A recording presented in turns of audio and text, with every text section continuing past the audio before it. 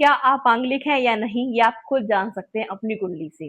कैसे जान सकते हैं? आपको सिर्फ अपना बर्थ चार्ट खोलना है और बर्थ चार्ट में आपको सिर्फ फोकस करना है 4 से 5 भाव में।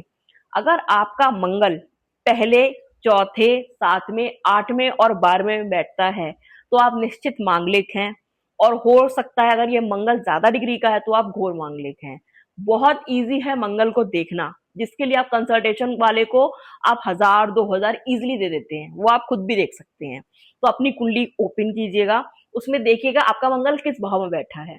अगर वो पहले, चौथे, सातवें, आठवें और 12वें में बैठा है, स्पेशली अगर 8वें और 12वें में, तो अपनी शादी बहुत देख समझ के कीजिएगा। ऐसे इंसान से करिएगा तो सामने वाला ही मांगलिक हो तो बेटर रहेगा।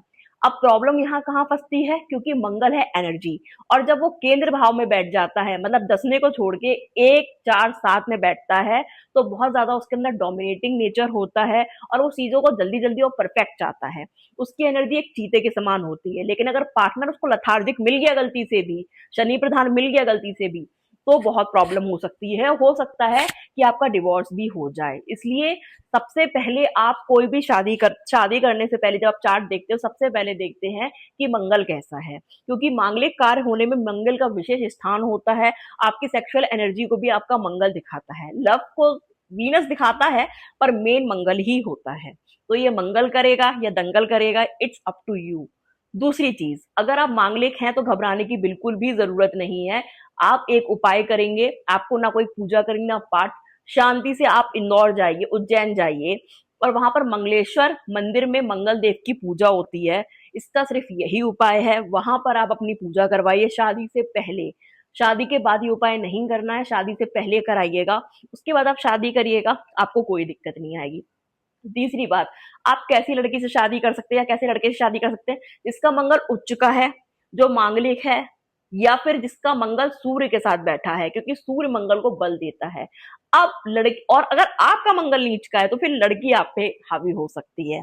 तो इस तरीके कॉम्बिनेशन, कैसे आपको अपनी कुंडली को एनालाइज करके सामने वाले से कुंडली मिला के आपको शादी करनी है, और क्या रेमेडीज हो सकती है इस चीज की। आपको किसी भी पेड़ पौधे, बकरी, इनसे शादी करने की बिल्कुल भी जरूरत नहीं है।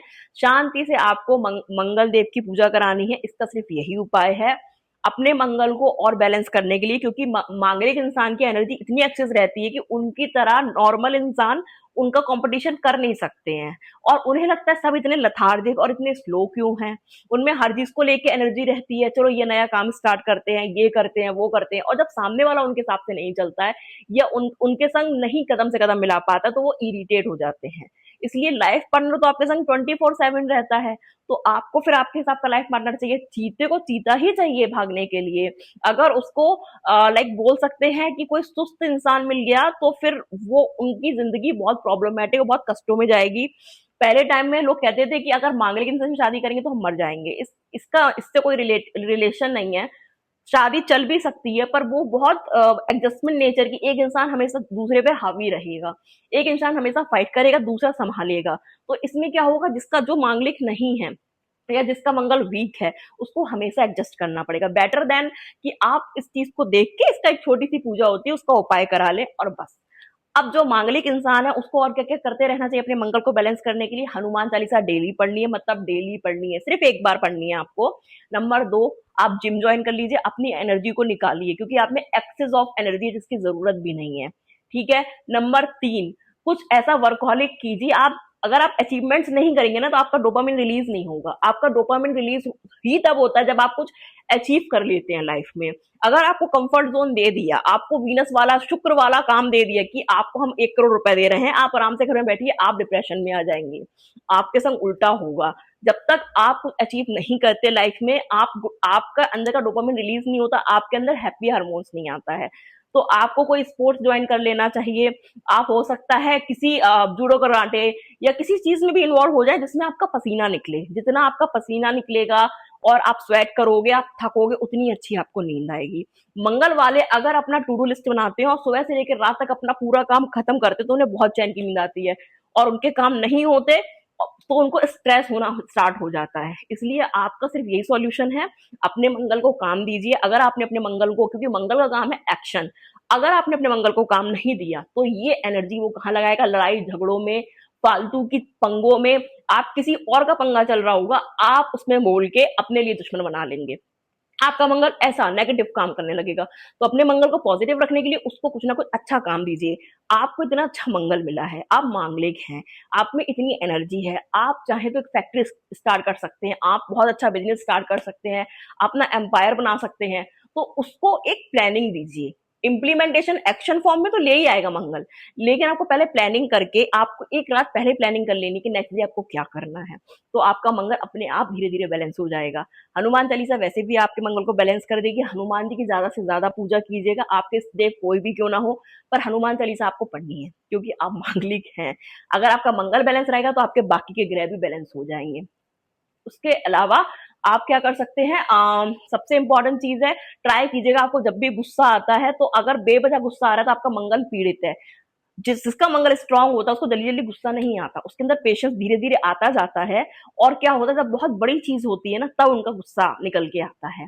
ऐसे लोग, लीडरशिप क्वालिटी कूट कूट के भरी होती है, किसी के संग फ्रॉड नहीं कर सकते, ये झूठ नहीं बोल सकते, किसी के संग मिसबिहेव नहीं कर सकते। इवन कोई इनके सामने बड़ा छोटे को दबा रहा होता है तो ये स्टैंड लेते हैं, इनके लिए कोई स्टैंड नहीं लेता, ये अपनी फैमिली, फ्रेंड, सोसाइटी सबके लिए स्टैंड लेते हैं। ये बोलते हैं कि मैं आगे चल रहा हूँ और आप लोग मुझे फॉलो करो। ये किसी के संग चीट नहीं करते हैं, ये राहु वाले काम नहीं करते, ये मंगल वाले काम करते हैं। तो ये बहुत अच्छे होते हैं, दिल के बहुत साफ होते हैं। बस इनकी जो लैंग्वेज होती है थोड़ी कटाक्ष होती है, स्ट्रेट फॉरवर्ड होती है कह सकते हैं, जो आज की दुनिया में लोग सह नहीं सकते। लोगों को चाहिए मैनुपुलेटिंग इंसान, डोमिनेट सॉरी मैनुपुलेटिंग इंसान, या फिर ऐसे इंसान जो बात को आपके हिसाब से बोले या मीठा करके बोले। लेकिन मंगल वाले कटाक्ष से चीजें बोल देते हैं, अगर उन्हें आपकी बात पसंद नहीं आई है तो वो आपके मुंह पे बोल देंगे। ठीक है। एक केस ये आता है, जैसे एस्ट्रोलॉजी में अगर मंगल आपके 1 4 7 8 12 में बैठा है, लेकिन इस केस में अगर सूर्य आपका 8th भाव में बैठ जाए, सिर्फ 8th भाव में, तो आप मांगलिक नहीं कहलाएंगे। ऐसी होती है एस्ट्रोलॉजी की चीजें। अब आप इसमें यही तो कंसल्टेशन चाहिए होती है कि आप खुद कुंडली देख रहे हैं, आप देख रहे हैं कि मंगल हमारा यहाँ बैठा है, हम मांगलिक हैं, लेकिन सूर्य अगर 8th भाव में बैठ जाए तो आप मांगलिक नहीं कहलाएंगे। इस तरीके के 4 5 कॉम्बिनेशन और भी बनते हैं, इसलिए कंसल्टेशन की जरूरत पड़ती है। तो आप चाहें तो आपके जो भी फेवरेट कंसल्टेशन देने वाले हैं उनसे आप कंसल्ट करके आगे आप चीजें कर सकते हैं। मूंगा भी आप बहुत सोच के पहनिएगा, क्योंकि आपके अंदर ऑलरेडी एक्सेस एनर्जी है, तो आपको मूंगा पहनना है या नहीं पहनना है। आपका नीच का मंगल है और मंगल अच्छा बैठा है तो उसको बल देने के लिए आप मूंगा पहन सकते हैं, लेकिन मंगल 6 8 और 12th भाव में नहीं होना चाहिए, क्योंकि हम बोलते हैं कि ये हमारे ऐसे त्रिकोण भाव हैं जो हमें कष्ट देते हैं। 6 है रोग ऋण शत्रु का, इससे आपके रोग ऋण शत्रु बढ़ेंगे। 8th भाव है आपकी मृत्यु का, पर ट्रांसफॉर्मेशन का भी है। और 12th हाउस है आपके लॉसेस का, जेल का। इसलिए अगर इसमें मंगल बैठता है तो उसका दान या उपाय कीजिए, रेदर देन उनके नख पहनने के लिए। आप फॉलो कर सकते हैं इस तरह की इंफॉर्मेशन पाने के लिए एस्ट्रो आकृति को, और कमेंट में लिख सकते हैं जय श्री राम, राधे राधे।